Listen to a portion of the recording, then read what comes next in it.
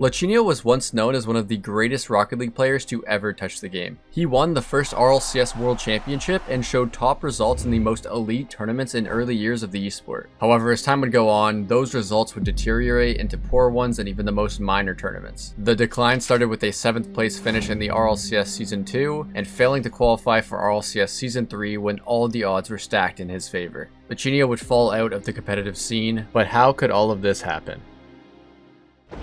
In 2015, Lachinio competed in the earliest tournaments with prize pools for nothing more than a few $100s on the line. He would stand out with his flashy plays in this era and would eventually join iBuyPower in 2016 to compete in the first ever Rocket League Championship Series. Similar to some of the best players in the game, Lachinio had played the prequel to Rocket League, SARP BC, but he stood out from these other pros with mechanics that were on another level. Over the course of the RLCS season, Lachinio would prove this and cement himself as one of the most mechanical professional players. He would consistently score solo goals that many others couldn't, and this would play a big part into his team qualifying for the first World Championships. Here, Lachinio and Kronovi would compete in Los Angeles with their substitute Overzero, who hadn't played in a single league play game. Going into it, many fans didn't expect much from the sub and doubted the team's ability to make a deep run in the bracket. But Lachinio's mentality was fearless considering he was only a 16-year-old kid. I'm here to show off, and that's what I told myself.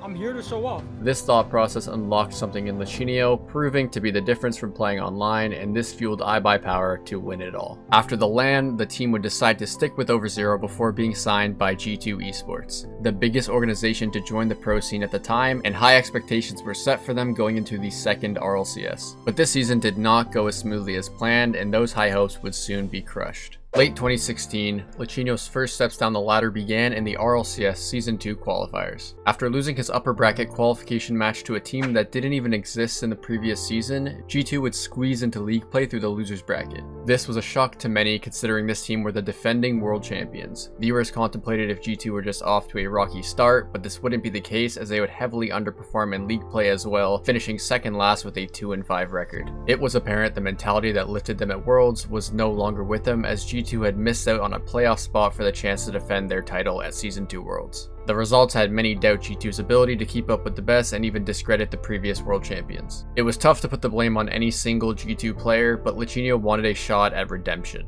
However, he wasn't going to continue his redemption arc with G2. While it wouldn't have been easy to leave such an established organization, especially when teams were much less stable at this point, Lachinio felt it was time for a change, leading him to create a team of rising talent with Torment and Squishy Muffins, calling themselves Iris. During the offseason, this new team would win virtually every tournament they would compete in all the way until RLCS Season 3, where they had earned themselves the #1 seed going into the qualifiers. On top of this, Iris had a contract lined up with another big organization, TSM. All they had to do was qualify for league play and Lachinio would be back into a great spot. The only problem was, Iris did not qualify. The day started out normal with them winning their first match 3-1. Since Iris was the first seed, they realistically had the easier side of the bracket and would face off against the weaker teams to qualify. And in their second round, they would face a team called Radiance. Just like the first round, this was another team that during the offseason on any other day, Iris would have swept the floor with. But this wasn't any other day. Lachinio and his team had real pressure on with everything they've been waiting for, and they did not perform well under it. Iris would be upset by Radiance, losing 3-1, being sent to the losers bracket just like Lachinio's last season with G2. But unlike that one, Iris went on to lose to Selfless Gaming before even reaching their qualification match. With that, everything they had worked for in the offseason had just slipped away, and they would need to wait a whole 6 months before getting a shot to qualify for the next season.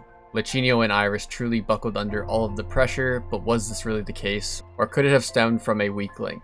Well, that idea appeared conceivable leading to the Mock-It Championship Series, a minor league that existed before the RLRS that was designed to let teams that didn't qualify for the RLCS to play in a league as well. Here, another player under the radar named Gimmick would be added to the Iris roster as a 4th player. That would be until he would replace Lachinio and the new roster would go on to have a perfect 14-0 record in the Mock-It League play. No longer with Lachinio, the team would rebrand to the Muffin Men and would transform into the team that Iris could not. They would win the Mock-It Championship Series Finals, and that would be nothing compared to what was yet to come, starting with DreamHack Atlanta in 2017. Lachinio would also compete in the Slam with the team Myth Gaming, but he would be overshadowed by his old teammates. Lachinio with Myth would find themselves in the same pool as the Muffin Men in the second round of the group stage, facing them twice, where they would lose to them early on before being swept and knocked out of the tournament. The Muffin Men went on to win DreamHack after dethroning the prestigious Gale Force eSports. They would be signed by Cloud9 after this performance, doing what they could not with Lachinio, and they didn't do any kind of slowing down going into the RLCS Season 4 play-ins.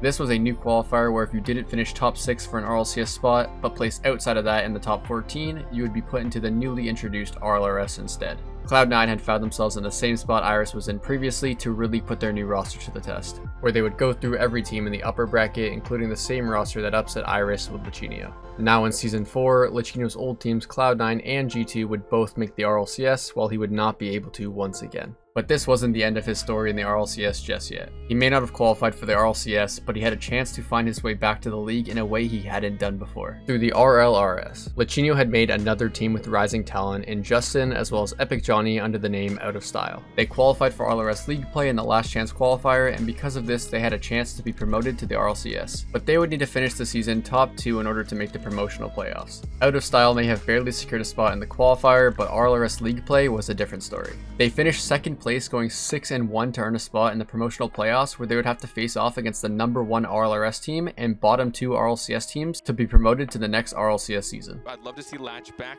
on the podium per se. In 2018, Lachinio was finally back. He had been promoted to RLCS Season 5, and it seemed he had finally caught a break and found himself in a winning position even when the pressure was on. But in reality, with a teammate that was destined for greatness in the way that Justin was, I don't think there was any way Lachinio wouldn't have ended up here. This showed when Energy would take Justin from Out of Style during the offseason. After this, Epic Johnny had left the team, meaning they would lose their spot, but joined back right before the roster deadline, where they would also pick up Hado to fill Justin's place. Now Lachinio would be put to the test without the eventual Rookie of the Year on his team. Unfortunately for Lachinio though, saying the new Out of Style roster didn't do well would be an understatement. The team would fall apart, having some drama with Epic Johnny playing matches without comms, and Out of Style would finish dead last, going 0-7 in league play, without winning a single series. This was the third time now that one of Lachinio's teams would underperform or have internal issues, and in 2019 this would be the last time Lachinio would be seen in either the RLCS or RLRS. But there was one more Psyonix operated event that Lachinio hadn't tested his luck with yet, College Rocket League.